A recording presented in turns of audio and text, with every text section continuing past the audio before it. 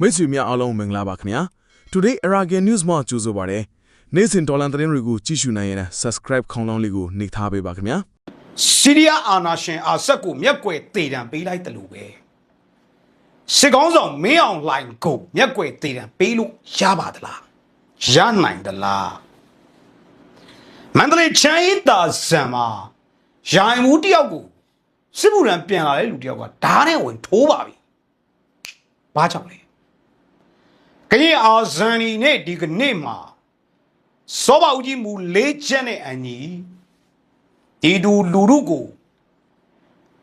စောက်ရှောက်ကြဖို့ပြည်သူလူထုလက်မခံတဲ့အလုပ်တွေကိုမလုပ်ကြဘူးကဲနယ်လီစီဦးစီးချုပ်ဗိုလ်ချုပ်ဘောကျော်ခဲကပြောလိုက်ပါတယ်ဒီအကြောင်းအရာတွေ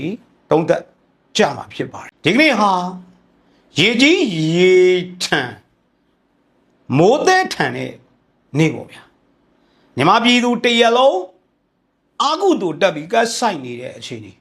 အာနာသိမ်းပြီး9နှစ်တာကာလအတွင်းမှာဒီတိုင်းပြည်ထဲမှာတစ်ခါမှမဖြစ်ဘူးတဲ့ကတ်ဘေးအမျိုးမျိုးဖြစ်နေတဲ့အချိန်ပေါ့ဗျာကတ်ဆိုင်ရင်လေစစ်အာဏာရှင်တစုကိုရွေးဆိုင်ပါပြည်သူလူထုမပါစေခြင်းဘူးဆိုရဲကောမတ်တွေလည်းကျွန်တော်ဖတ်ရပါတယ်သူတော်ကောင်းတွေသစ္စာသမာဓိဒီကြီးသူတွေကိုထောင်ထဲထည့်ဖမ်းဆီးနှိပ်စက်တပ်ဖြတ်အကြမ်းဖက်ရုပ်မာတဲ့အကုသိုလ်ကောင်အကြမ်းဖက်စစ်ကောင်းဆောင်မင်းအောင်လှိုင်ကတော့အကုသိုလ်စိုက်မှာပါမပူပါနဲ့ဒီနေ့တော့အကုသိုလ်တယောက်စိုက်ပြီဩဂတ်လ12ရက်နေ့2026နေ့မှာဆီးရီးယားသမ္မတအာဆက်အာနာရှင်နာမည်အပြည့်စုံကတော့ဘာရှာအာဆက်လို့ခေါ်တယ်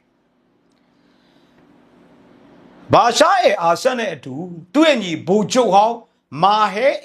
အာဆက်ထော်လိုင်းနဲ့လုံခြုံရေးအကြီးအကဲဟောင်းအာဒက်နာဂျစ်တို့ဆီးရီးယားတရားရုံးကမျက်ကွယ်သေတံချမှလိုက်တယ်တိတ်မကြခင်ကမှ2021ရာစုရဲ့အောင်ပွဲခံတဲ့ဒေါ်လာရေးတရက်လို့ပြောလို့ရတယ်အာဆက်နဲ့ညီကိုနေနှစ်ယောက်အချိန်ကြီးထွက်ပြေးနိုင်ခဲ့တယ်ရုရှားကိုနော်ဒါပေမဲ့လေဆီးရီးယားတရားရုံးကမနေ့ကဩဂုတ်လ17ရက်နေ့မှာမျက်ကွယ်သေတံချမှလိုက်တယ်အဲ့ကြောင့်ရအောင်စိတ်ဝင်စားတာဒါဆိုစစ်ကောင်းဆောင်မင်းအောင်လှိုင်ကိုမျက်ကွယ်သေတံချလို့ရသလားစစ်ကောင်းဆောင်မင်းအောင်လှိုင်နဲ့အတူစစ်ဗိုလ်ချုပ်တွေအာဏာရှင်ရန်ထဲမှာပါတဲ့လူတွေကိုအခုရှုံမှနောင်ရှင်းအခုတည်းကသေတံချတာရင်မရဘူးလားဟာမင်းကလည်းဘာလို့သေတံချရမှာလဲဘာအကြောင်းကြောင့်လဲနိုင်ငံတော်ပုံကံမှုဘယ်အချက်ကြောင့်လဲတော့ကြီးဖွဲ့စည်းပုံအခြေခံဥပဒေဆိုလဲသူတို့ကိုးကွယ်တဲ့ဥပဒေထဲမှာပဲရွေးကောက်တင်မြှောက်ချင်းဆိုင်ရာအခန်းမှာပါတာရွေးကောက်ပွဲဆိုင်ရာကိစ္စရပ်များအားလုံးဟာပြည်ထောင်စုရွေးကောက်ပွဲကော်မရှင်အဆုံးဖြတ်တာအတိဖြစ်ရမည်ဆိုတဲ့အချက်ကိုချိုးဖောက်ပြီးနိုင်ငံတော်ကိုပုံကံတနက်ကင်တဲ့လူတစုကအာဏာသိမ်းတိုင်းပြည်လူထုကရွေးကောက်တင်မြှောက်တဲ့အစိုးရကိုဖမ်းဆီးတဲ့အတွက်နိုင်ငံတော်ပုံကံမှုဖြစ်တယ်ညင်းမလို့ရှိတက်လာတယ်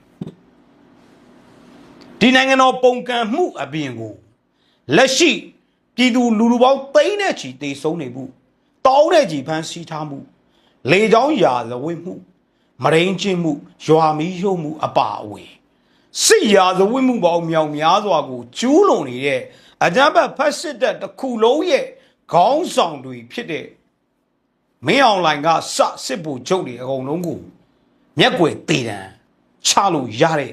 ပြစ်မှုဆိုင်ရာတွေရှိပါတယ်ကျွန်တော်တို့ပူလာနေတဲ့ဆရာကြီးဦးအောင်ထူးတို့ဆရာကြီးဦးကြီးမြင့်တို့ခဏခဏပြောပါတယ်မျက်ကွယ်သေတံချမယ်ဆိုဘယ်မှာချမှာဘယ်သူကချမှာလဲ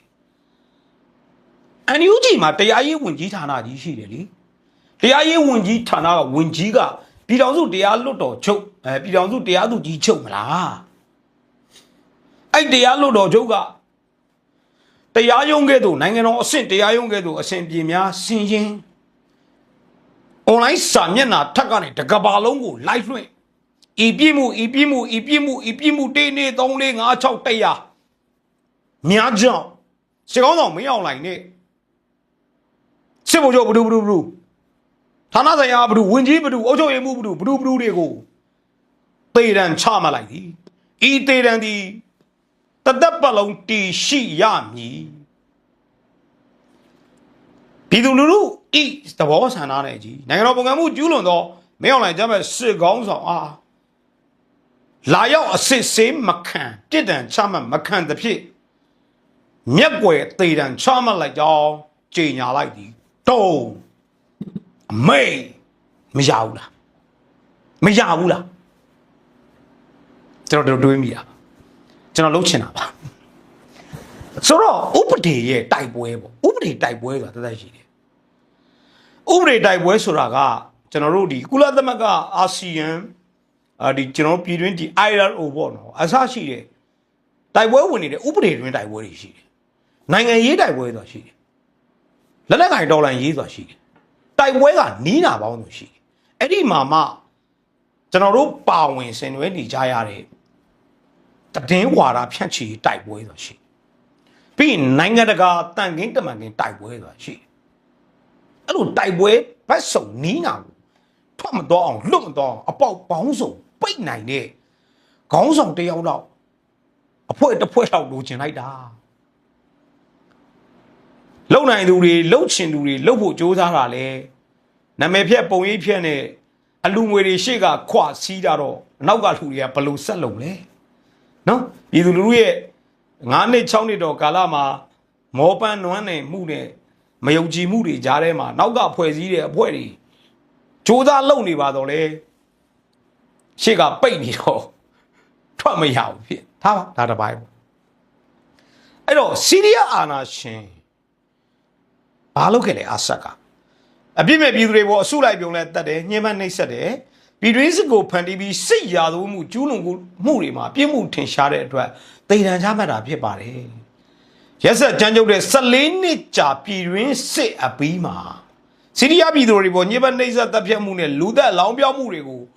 အာဏာရှင်အောင်အာဆက်လူကြလှုပ်ဆောင်ခဲ့တဲ့သူ့ရဲ့ညီနှစ်ယောက်ကိုလည်းတေတံချပါတယ်ဒါဆိုရင်ဒီအချက်ထဲမှာပါတဲ့အပြစ်မဲ့ပြည်သူတွေကိုအစုလိုက်အပြုံလိုက်တပ်ဖြတ်မှုကိုမင်းအောင်လှိုင်နဲ့အကြမ်းဖက်ဖက်ဆက်တဲ့မကျူးလွန်ခဲ့ဘူးလားကျူးလွန်ခဲ့ပါသလားနံပါတ်2ညှဉ်းပန်းနှိပ်စက်မှုတွေကိုမကျူးလွန်ခဲ့ဘူးလားကျူးလွန်ခဲ့ပါသလား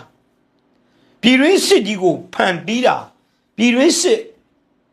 လက်ရှိလက်နက်ကင်တော်လှန်ရေးပြည်တွင်းစစ်ကြီးဖြစ်တာအကြမ်းဖက်စစ်ကောင်းဆောင်မင်းအောင်လှိုင်အာဏာသိမ်းမှုကြောင့်ဖြစ်တာမဟုတ်ဘူးလား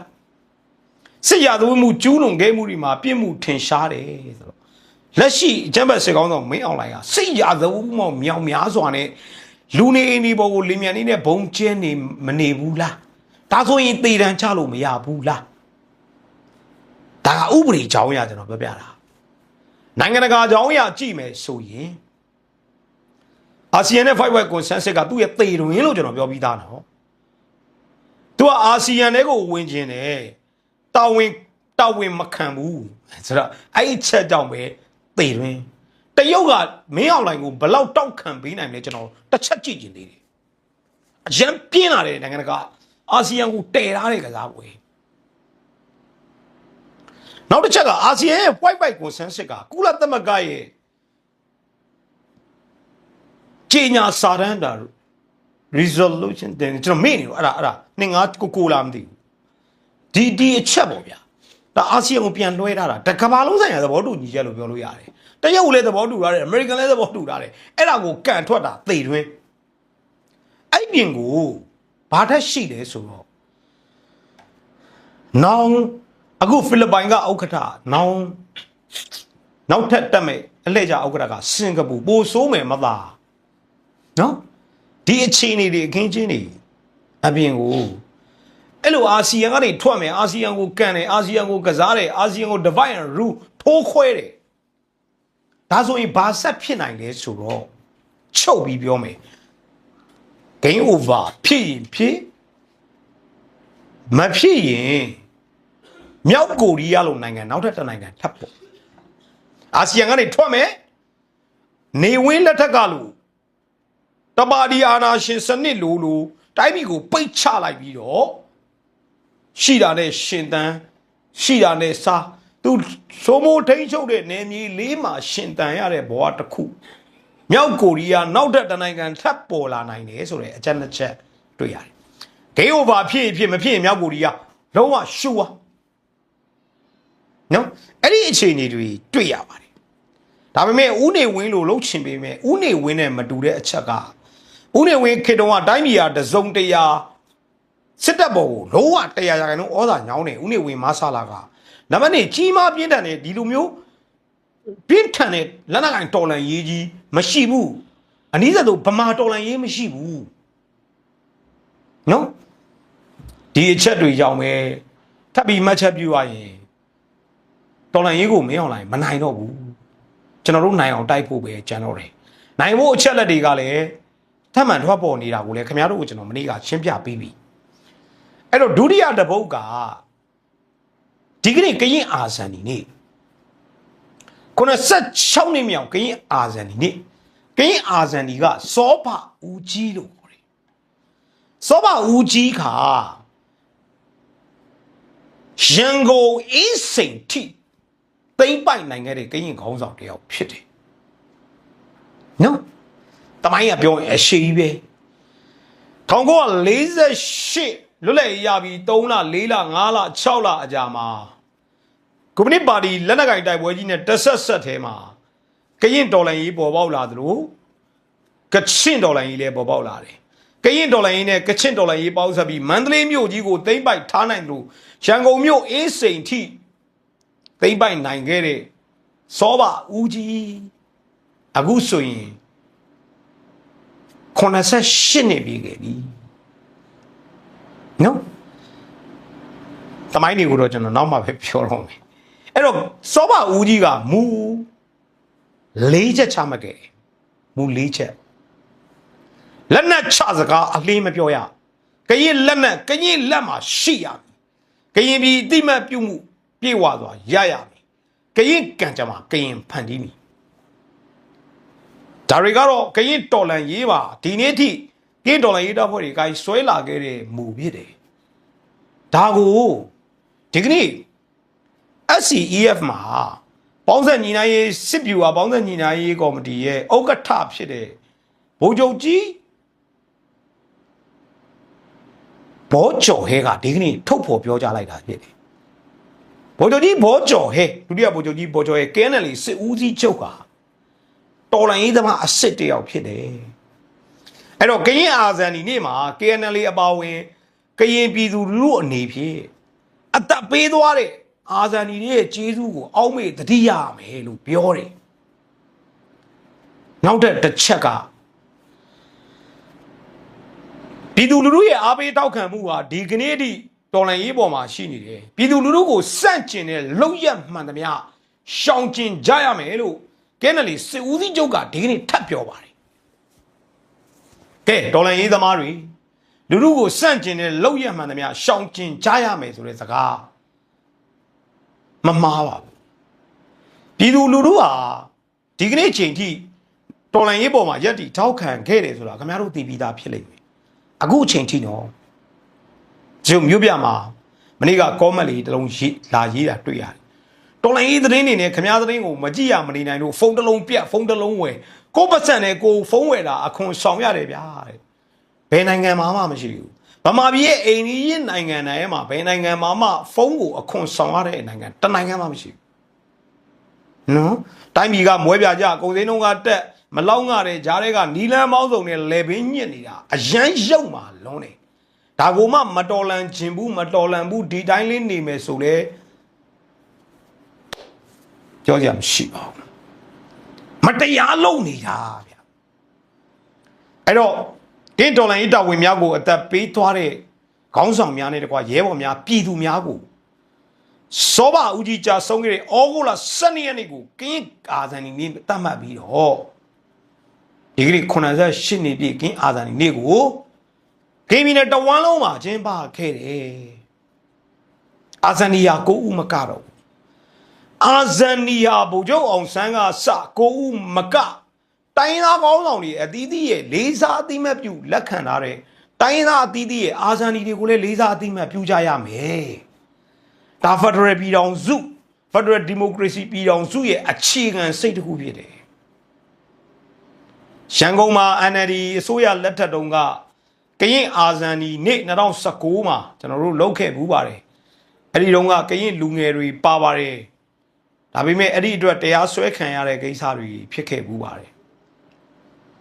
နော်ဒါဒီနေ့ကရင်အာဇန်ဒီနေ့အခြေအနေတွေဖြစ်ပါတယ်အဲ့တော့ကျွန်တော်ခင်ဗျားတို့ကိုရက်ကွက်အုပ်ချုပ်ရေးမှုတို့ယာယမှုတို့ဓာတ်နဲ့ထိုးတဲ့တဲ့တင်ပြောကျင်သေးတယ်စစ်မှုရန်အပတ်စဉ်နှစ်ကနေပြန်လာပြီးတော့မှထိုးတာဘလောက်အနိုင်ကျင့်ခံခဲ့ရလဲရောင်းစားခံခဲ့ရတဲ့သူဖြစ်မယ်အဲ့တဲ့တင်ကိုခင်ဗျားတို့ကျွန်တော်ပြောမယ်ဒါပေမဲ့ညီကုန်းမှာပြောမယ်အခုအရေးကြီးတဲ့အဆက်ဆက်တဲ့လေးတစ်ခုပြောပြမယ်လက်ရှိအခြေအနေမှာစစ်တပ်ကမင်းအောင်လိုက်အကြမ်းဖက်စစ်တပ်ဟာဆက်ပြီးတော့ဒီတိုင်းဆက်သွားနိုင်အောင်မလားဆိုရဲနံပါတ်1သုံးသက်ချက်နံပါတ်2သူ့ကိုထောက်ခံတဲ့တရုတ်ကရောဒီတိုင်းဆက်သွားနိုင်အဲ့ဒီအခြေအနေတွေတစ်ဖြတ်ခင်ဗျားတို့ကိုပြောပြချင်တယ်ဒီစကားတွေကိုမှတ်ပါပြည်သူလူထုကိုပြန်ရှင်းပြပါမျှဝေပါshare ပါသေချာပြောပြပါလူမြတ်ကျော်ကပြောတဲ့စကားတွေကနေ့စဉ် blog တွေမှာခီလာထပြီးလူကြားကောင်းလူမြင်ကောင်းလက်ခုပ်တန်ချူပြီးတော့ပေါ်ပေါ်ပေပေပြောနေတာတွေတခုမှမပါအတိတော်လိုင်းရေးအတိနိုင်ငံရေးအတိတွေနောက်တစ်ခုကဘာလို့ဆက်လုပ်ရမလဲဘလို့ဖြစ်တင်တယ်ဆိုတာတွေကို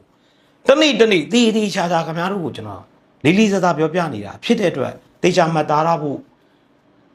လိုပါတယ်ဗျအဲ့တော့ဒီကနေ့မှာဂျမ်ဘတ်ပတ်စစ်တပ်ဟာစစ်သားသိန်းနဲ့ချီသေးဆုံးနေတယ်စစ်တိုက်တဲ့ဘတ်ဂျက်ဟာအဖက်ဆယ်လို့မရလုံးလို့ညီပေါင်းစုံနဲ့ပြည်သူစည်းကဂုံသွေးစုံနေတာခုနဖုန်းအခွန်ကောက်တာကစစောင်းစီခွဲတန်းနေရှော့ချတာအစအတွင်းမှာခင်ဗျရုပ်ပြက်ပြိုပြဲဖြစ်နေတယ်မယုံမရှိနဲ့အခုဘန်ကောက်သွားပြီးအစည်းအဝေးတက်နေတယ်တို့ဘာတို့ကျွန်တော်တို့လာပြောတယ်ဘောမတွေက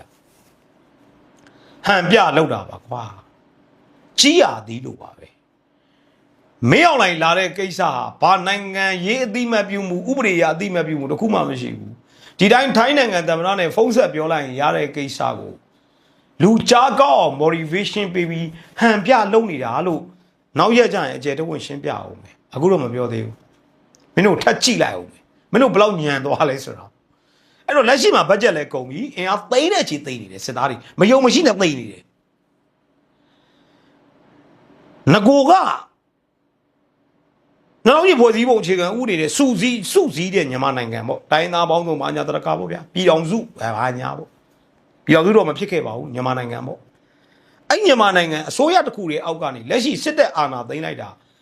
နေမြေ90ရာခိုင်နှုန်းကြော်ဆုံးရှုံးထားတယ်ရှုံးတဲ့မြို့တွေပြန်ပေးလိုက်တဲ့မြို့တွေပါပေးတယ်မင်းတို့စစ်တပ်ကိုအခုလက်ရှိ2026မှာမင်းအောင်လိုက်စစ်တိုက်နေရတာဘယ်လိုတိုက်ရတာသိလားလေချောင်းကဘုံကျဲယုံကလွဲရင်မြေပြင်မှာအကုတ်သေးအော်ကတ်တော်အေကိုကြည့်မှာရခိုင်တပြည်နယ်လုံးသိမ်းပြီးပြီစစ်တွေကြောက်ပြူမန်းအောင်ခမည်းကျွန်တော်ပြောပြမယ်ရခိုင်တပြည်နယ်လုံးသိမ်းထားတဲ့အာရခတ်တော်အေကိုအတိမမပြုတ်လို့ကိုနိုင်ငံတကာကမပြုတ်ချင်လဲပြုတ်ရမယ်ပြုတ်ချင်လဲပြုတ်ရမယ်မင်းအောင်လိုက်ကြမဲ့ပတ်ဆက်တဲ့နေဆက်ကုံတွေကြီးတွေအကုန်ရက်နေတယ်စိတ်ကန်းတွေအကုန်ရက်တန့်နေတယ်ဘယ်ရပတ်စံနဲ့ဆက်စစ်တိုက်ပဲခဏလေးတောက်ခံဖို့လိုတဲ့အချက်တွေကိုခင်ဗျားတို့ကျွန်တော်ပြပြနေတာလက်ရှိတရုတ်ကြောက်ဖြူပိုက်လိုင်းပိတ်ထားတာ2နှစ်ကျော်ပြီအဲ့ဒီပိုက်လိုင်းရဲ့ဝင်ငွေဟာလေတစ်နေ့ကိုဒေါ်လာတန်း90လောက်ရှိတယ်တရုတ်ဖင်ဆုပ်နေပြီရှင်းလားအတွင်းမှာကြိတ်တောင်နေတာရှင်နယ်စိတ်တွေတက်လာတယ်အီရန်အမေရိကန်စစ်ပွဲကြောင့်ရွာတွေလဲနေတယ်အဲ့ဒီပိုက်လိုင်းကလည်းမဝင်ဘူးစစ်တွေနဲ့ကြောက်ဖြူမန်အောင်ကိုသိမ့်ပြီးတရုတ်ခင်ဗျာမင်းအောင်လိုင်ကိုဆက်ထောက်ခံမယ်ဆိုရင်ခင်ဗျာခွဲပြပြီဒါမှရှုံးဒီကောင်တွေပြောင်းနေမယ်ဒီကောင်တွေပြောင်းနေမယ်တဘာဝတံငွေပိုက်လိုင်းတွေပိုက်ရှင်ပြောင်းသွားပြီဘသူအုပ်ချုပ်ဘသူတက်ငါတို့စီးပွားရေးမထိခိုက်ရဆိုတဲ့အိန္ဒိယနိုင်ငံတွေရဲ့ policy အာရခတ်တော်အေးကစံပြလောက်ပြထားတယ်စစ်တပ်ကိုထောက်ခံနေတာဟာသူ့အကျိုးစီးပွားကိုကာကွယ်နိုင်မယ်ထင်လို့တရုတ်ကထောက်ခံနေတာသူ့အကျိုးစီးပွားကိုမကာကွယ်နိုင်တော့တဲ့တနေ့စစ်တပ်ကိုရင်းထားတဲ့တရုတ်ရင်းကြီးတွေအရှုံးပေါ်သွားပြီလို့တွက်ပြီးဆက်ထောက်ခံရင်တော့ခွေးဖြစ်ပေါ့ကွာအဲ့တော့ကြောက်ပြူစီမံကိန်းအမေရိကန်ဒေါ်လာ9.3 ဘီလီယံတန်နေဗျနော်ကြောက်ပြူစိတ်ကန်းဟာပိုက်လိုင်းတွေဟာတရုတ်ရဲ့ one boat one road policy မှာအရေးကြီးဆုံးနေရာအကေစစ်တပ်ကိုထောက်ခံလို့အဲ့ဒီစီမံကိန်းကြီးဆုံးရှုံးသွားမယ်တစ်ခုလုံးဆုံးရှုံးသွားမယ်လို့တွေ့ရင်တရုတ်ကမင်းအောင်လိုင်းနဲ့ပိုက်လိုင်းဘသူ့ကိုရွေးမယ်လို့များဟုတ်တယ်နောက်တစ်ချက်ကအမေရိကန်နဲ့အိန္ဒိယကဝင်လာမှာကိုတရုတ်အရန်ကြောက်တယ်ကျွန်တော်တို့ရဲ့တိုင်းပြည်ရဲ့စစ်ရေးဆိုင်ရာမဟာဗျူဟာအပြောင်းလဲကလေရခိုင်ကနေဖြစ်လိမ့်မယ်မျက်မြုံကြီးအိန္ဒိယကလရမြစ်စီမံကိန်းရှိတယ်အမေရိကန်ကဘင်္ဂလားပင်လယ်အော်မှာခြေကုပ်ယူနေတယ်တရုတ်ကငါနဲ့မဆက်ဆိုင်ငါရန်သူလို့လုံမယ်ဆိုတဲ့ကိစ္စကိုအေးရဲ့ policy ဆိုင်ရာချမှတ်သူတွေသိကိုသိတယ်နော်အဲ့ဒီအပြောင်းလဲကြီးဟာညီမပြည်ရဲ့တော်လှန်ရေးကိုလုံးဝပြောင်းသွားလိမ့်မယ်လို့ကျွန်တော်ရှုမြင်ပါတယ်အဲ့တော့ရခိုင်ကမ်းရိုးတန်းကြီးဟာကျွန်တော်တို့ညီမပြည်ຫນွေဦးတော်လှန်ရေးတစ်ခုလုံးရဲ့အလဲပြောင်းဖြစ်သွားနိုင်ပြီးတော့စစ်တပ်လုံးဝပြိုလဲသွားတဲ့အထိဖြစ်နိုင်တဲ့အချက်တစ်ချက်ခင်ဗျားတို့ကျွန်တော်ထပ်ဆွဲထုတ်ပြတာတရုတ်သားမကူညီရင်မင်းအောင်လိုက်စစ်တပ်ခွေးကရက်ကိုရောက်ပါပြီလို့ကျွန်တော်ခင်ဗျားတို့ကိုတဲ့ထပ်ပြောပါတယ်နောက်ထပ်သက်သေပြချက်တစ်ခုခင်ဗျားတို့ကိုထပ်ပြမယ်တရုတ်မှာတငယ်ချင်းမရှိဘူးမိတ်ဆွေမရှိဘူးအကျိုးစီးပွားပဲရှိတယ်ရခိုင်ဟာတရုတ်အတွက်တနေ့ကိုဒေါ်လာ150ဆုံးရှုံးနေတဲ့နေရာရခိုင်ကိုစစ်တပ်ကမကာကွယ်နိုင်တော့ပဲအေအေကလာပဲ2029မှာသိန်းကိုသိမ်းမယ်လို့ပြောထားတဲ့အချက်ရသိမ်းပြီးရင်ညီမတော်လန်ရေးတက်စစ်ချိုးပါအပြောင်းလဲကြီးကိုဖြစ်လာလိမ့်မယ်ညီမပြည်ရဲ့ຫນွေဦးတော်လန်ရေးအောင်ပွဲလန်းစားဟာရခိုင်ကမ်းရိုးတန်းကစလိမ့်မယ်လို့ခင်ဗျားတို့ကိုကျွန်တော်ပြောလို့ပါတယ်ဒီထိနားလဲရှင်းလင်းပြီနော်တရင်ပေါ်အခြေခံတဲ့သုံးသက်ချက်တွေကိုကျွန်တော်ပြောတာတရင်တွေရွတ်ပြနေတာမဟုတ်ဘူးတေချာစဉ်းစားပါပြောတဲ့စကားတစ်လုံးချင်းစီတိုင်းကိုတွက်ချက်ပါလေ့လာပါကျွန်တော်ပြောလိုက်လဲမယုံနဲ့အဖက်ဖက်ကလေ့လာပါမိမိကိုမိမိတီဆောက်ပါမြည်သည့်အာနာရှင်မဆိုစစ်တပ်ပဲဖြစ်ဖြစ်ဒီတပါတီအာနာရှင်ပဲဖြစ်ဖြစ်ပါတီကြီးဝါဒနဲ့အာနာရှင်ပဲဖြစ်ဖြစ်ခင်ဗျားတို့ကိုအတုံးချလို့မရအောင်ပြည်သူကစွမ်းရည်မြင့်နေဘူးလို့လေအဲ့ဒါခင်ဗျားတို့ရဲ့လိလာမှုတွေပဲဆိုင်တယ်အဲ့တော့ဒီ case ကြီးဒီစနေဆိုးကြီးမှာကွာငါတို့ဘာလုံနိုင်မှာလဲဆိုတဲ့စကားကိုလက်မခံလုံးဝလက်မခံဘာဖြစ်လို့လဲလူမြတ်ကျော်ဟာတန်းရွှေအုပ်ချုပ်တဲ့ခေတ်မှာကြီးပြင်းလာတာချင်းတယ်နော်ကျွန်တော်ပတ်ဝန်းကျင်နဲ့ကျွန်တော်တို့နေတဲ့ရန်ကုန်မန္တလေးထားပါတော့အဆရှိတဲ့နေရာတွေမှာကပိုင်းနိုင်တွေအများကြီးရှိတယ်တခိုးတွေအများကြီးရှိတယ်လူမြတ်ကျော်ဘာလို့တခိုးမဖြစ်လာလဲကပိုင်းနိုင်မဖြစ်လာလဲကတော့ပြည့်တဲ့ဇာတွေအများကြီးရှိတယ်ဘာလို့ကျွန်တော်ညီမအမေကပြည့်တဲ့ဇာမဖြစ်လဲတခါတလေကြရင်ခစ်စနစ်ဆိုတာလူကဖန်တီးတာလူကအဓိကကြတယ်ဆိုတဲ့အကြောင်းကိုခင်ဗျားတို့ကျွန်တော်ဘောကအတွေ့အကြုံရကျွန်တော်ပြောပြတာတခိုးတွေကပိုင်းတဲ့တွေအများကြီးခေတ်တိုင်းစနစ်တိုင်းမှာရှိတယ်ဘာလို့ကျွန်တော်ကပိုင်းတဲ့တခိုးမဖြစ်တာလဲဗိုလ်ချုပ်အောင်ဆန်းခေတ်မှာလည်းကပိုင်းတဲ့တွေတခိုးတွေရှိတာဘာလို့ဗိုလ်ချုပ်အောင်ဆန်းမဖြစ်လဲလူနဲ့ဆိုင်တယ်ခင်ဗျားတို့တီဆောက်ပါခိုင်မာစွာခင်ဗျားတို့တီဆောက်ပါနော်အဲ့တော့ညီကုန်းချုပ်တွေပြောကြတယ်ဒီနေ့ခေါင်းစဉ်ကတော့မင်းအောင်လိုင်းကိုမျက်ွယ်သေးတယ်ပေးလို့ရသလားလို့ပြီးရင်ကောင်းမယ်နော်စစ်တယ်နောက်ဆုံးညီကုန်းချုပ်ကတော့ကျွန်တော်ဟိုရက်တွေကပြောသလိုစစ်မှုတန်းပေါ်တာဆွဲတဲ့ ကိစ္စဟာအကျော်သိတဲ့လောက်ဖြစ်နေပြီပြဿနာတွေအလုံးရင်းလိုက်ဝင်လာနေပြီဟိုရက်ကလည်းဓားတွေနဲ့အိမ်ပေါ်တွေအုပ်ချုပ်ရေးမှုတွေကိုတက်ခုတ်အုပ်ချုပ်ရေးမှုတွေကိုဓားတွေနဲ့ထိုးဟာဒရဇက်ဖြစ်နေထုံးမှာပဲထပ်ပြီးအဲ့စစ်မှုတန်းတဲ့ကိစ္စနဲ့ပတ်သက်ပြီးမန္တလေးချမ်းရေးတာဆန်မှာစစ်မှုတန်းအပတ်စဉ်နှစ်ပြန်လာတာ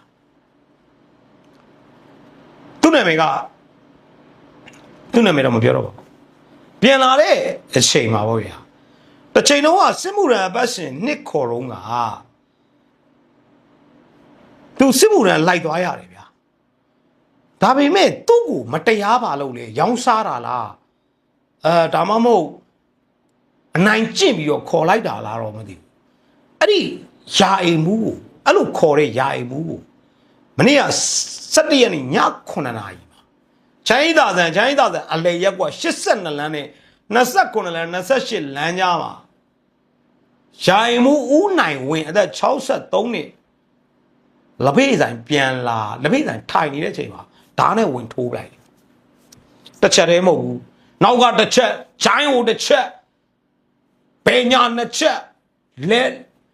လက်မောင်းนี่အချက်ပေါင်းမြောင်များသွားတယ်နာနာကြီးထိုးခဲ့တာဖြစ်တယ်အခုတော့မန္တလေးစေးရုံမှာတက်နေတယ်သိမသိတော့မသိသေးဘူးစစ်မှုထမ်းပြန်လာတဲ့ဒီလူငယ်ကိုဖမ်းမိသွားပြီလို့ကျွန်တော်သိရတယ်အဲ့တော့ဒီလိုယာယီမှုတွေအုပ်ချုပ်ရေးမှုတွေကိုဒီလိုတွေတက်မရှိလက်နဲ့လောဒါမှမရှိစကေးပါနဲ့ဟုတ်မရရင်စီလောင်းပြီးတော့မိရှို့ပြအိမ်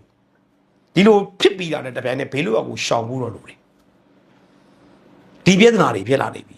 ဒီစစ်မှုရန်ဥပဒေဆိုတဲ့ပေါ်တာဆွဲတဲ့ကိစ္စလူငယ်ဒုကြားထဲမှာအခုစစ်မှုရန်ပေါ်တာဆွဲဖို့လူအရန်နဲလာတဲ့အကျော်သိလာတဲ့အချိန်မှာနောက်တစ်ဆင့်ဒီကောင်တွေထက်ချက်လိုက်မယ်အဲ့ဒီအချိန်မှာပေါက်ကွင်းကွယ်မပေါက်ကွင်းရင်ဒီကောင်တွေထဲကလူတွေသူ့ကိုထောက်ခံတဲ့လူတွေပဲပြန်ပြီးပေါ်တာဆွဲပြီးထဲအတွင်းမှာပြုတ်ရင်ပြုတ်အဲ့နှစ်ချက်ကြောင့်ပဲအကြမ်းဖက်စစ်အုပ်စု gain over ဖြစ်မဲ့နောက်တဲ့တစ်ချက်ဖြစ်ပါတယ်ကျွန်တော်ဒီစစ်ခေါင်းဆောင်တွေကိုကျွန်တော်သိမသုံးတတ်တာကြားပြီကျွန်တော်တို့မပြောကြည့်နေတာကျွန်တော်တို့ဒီဘက်က NUG စကိုင်းမကွေးပြဿနာတွေဘူနကဒီဗာလဲ MDY PDF ကဘူမုံတိုင်းကိုမုံတိုင်းကိုနိုင်ကြီးပြဿနာတွေဒီတော်လိုင်းလေးရဲ့ပြဿနာတွေကိုကျွန်တော်လက်ပတ်ကြည့်ပြီးတော့ကျွန်တော်ရသမျှဖြီးတယ်ဘာကြောင့်လဲသိလားကိုအတွင်းချန်စီကိုအရင်ကားရမယ်စံရင်းကိုနာနာဖို့ရမယ်စံရင်းကိုနာနာဖို့မဖို့ပဲအနောက်ကဖင်ဟောင်းလောင်းနဲ့အရှိကကိုကြပြန်မကြည့်သူများကြတော့လက်ညှိုးတို့ကိုလက်လေးချောင်းပြန်ထိုးမယ်ဒီလိုအတိနဲ့ကျွန်တော်ကိုလူတွေကိုစံရင်းကိုနာနာဖို့နေတာဖြစ်တယ်ဒီနောက်ပိုင်းမှာတော့ဒီလိုလူမြတ်ကျော်ကမပြောတော့စစ်ဘောမတိုက်ကလူလေလုတ်လူပါဝါပြီးငါးမှုတက်မှတ်နဲ့ငချင်းကောင်းတက်ကင်ခြင်းတော့မင်းတို့စစ်တပ်ဘာကြောင့်စစ်ရှုံးမယ်ဘလို့တေတံပေးလို့ရတယ်ဘလို့ဥပဒေကဘလို့ဖြစ်နေပြီနိုင်ငံတကာအခင်းကျင်းကဘလို့ပြည်တွင်းမှာဘလို့ဖြစ်နေတယ်ရခိုင်ကမ်းရိုးတန်းကြောင့်မင်းတို့စစ်ရှုံးပြီးတော့တရုတ်ကမင်းတို့ကိုစောက်ဟောက်ကြောပါတယ်တသွေးတဲ့ထွေးပြီးတော့စောက်ကန်ထုတ်တော့မဲ့အချိန်ရောက်ပြီးဒါတွေကိုကျွန်တော်ပြန်ပြီးတော့ဒီနေ့မှပြောတာဖြစ်ပါတယ်ခင်ဗျားတို့နည်းနည်းလေးတောင်းခံတာပါစနစ်တစ်ခုပြောင်းတာဗျာစနစ်တစ်ခုပြောင်းတာဘရာကျော်ရောင်းနေတာမဟုတ်ဘူးဗျစနစ်ကြီးပြောင်းနေတာစီးရီးယားမှာတော့14နှစ်ကြာတယ်ဗျမြန်မာပြည်မှာလည်း9နှစ်တာကာလရဲ့အတွေ့အကြုံရအခုဆိုရင်တက်တောင်ဗိုလ်စုဖွဲ့မှုတွေနဲ့ကချင်ချင်းကရင်ဗမာရခိုင်မှာပါရင်တော့ဟေးမင်းအွန်လိုင်းကတော့ဒီတစ်ခေါက်ကြောပြတ်ပြီးတော့ပြေးမပြေးရင်ပြည်သူခုံရုံထက်မှာအာဆက်လို့ပေတန်းစီရင်ကြမယ်အောင်ဝဲရရင်လက်ဖေးဆိုင်တူထိုင်မယ်မင်းအွန်လိုင်းတယောက်တည်းမပြီးသေးဘူးနော်စစ်အာဏာရှင်စနစ်ကြီးတစ်ခုလုံးကမောင်းနေတဲ့ကောင်တွေမှန်သမျှခမရတို့စိတ်ရင်းတို့တာချာအသွင်ကူပြောင်းရေးဆိုင်ရာတရားမျှတမှုရပြည်သူကိုနှိပ်စက်တဲ့ကောင်မှန်သမျှပြည်သူခုံရုံထက်မှာစီရင်နိုင်တဲ့နေ့ရှောက်ကိုရောက်ကြမယ်အာဆက်သေးတံပေးတာကို ကြည်တာ